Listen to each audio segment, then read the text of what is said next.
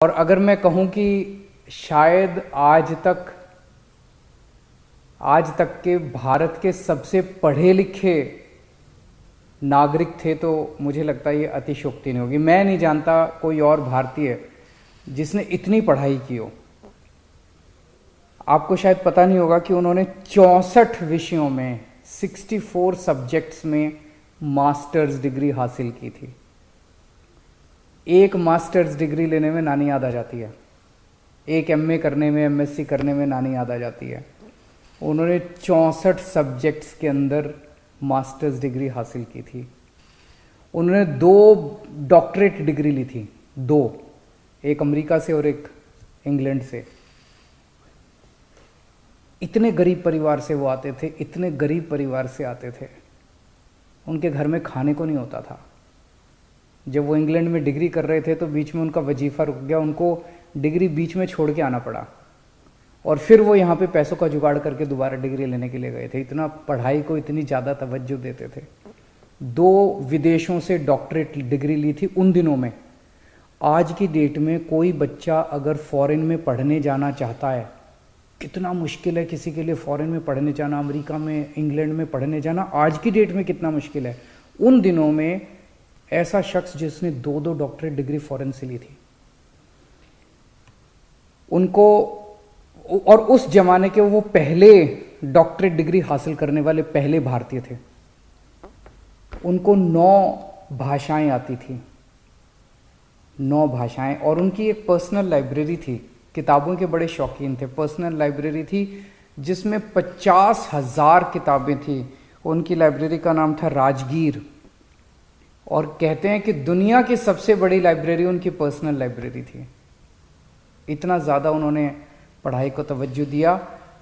आज वो हमारे बीच में नहीं है, लेकिन भारत नहीं, पूरी दुनिया उनकी कितनी कद्र करती है ये आप इस बात से सोच लीजिए कि लंदन के म्यूजियम में आज कार्ल मार्क्स के बगल में उनकी प्रतिमा लगी हुई है। इतने बड़े भारतीय थे जिन्होंने भारत का नाम पूरी दुनिया में रोशन किया।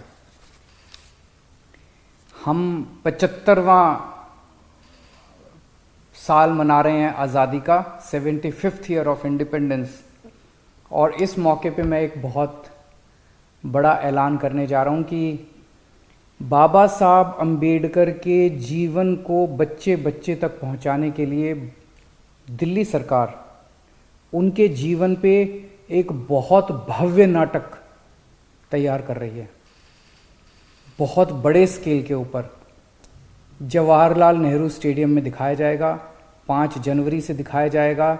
उनके पूरे जीवन के ऊपर होगा, उनके विचारों के ऊपर होगा। इसमें नामचीन लोग इसके साथ जुड़े हुए हैं, इसके डायरेक्शन में, इसके आर्ट डायरेक्शन में, इसके क्रिएटिव में। 100 फुट बड़ा स्टेज बनाया गया है। बहुत ही भव्य नाटक बाबा साहब अम्बेडकर के जीवन पे बनाया जा रहा है। 5 जनवरी को इसकी ये शुरू होगा और 50 शोज इसके कराए जाएंगे।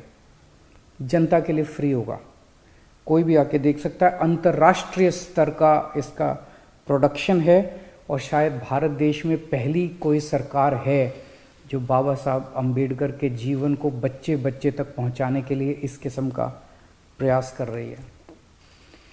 बाबा साहब अम्बेडकर का एक सपना था,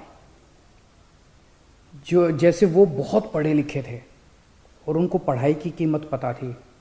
उनका एक सपना था कि भारत के एक एक बच्चे को अच्छी से अच्छी शिक्षा मिलनी चाहिए, चाहे वो कितना भी गरीब क्यों ना हो।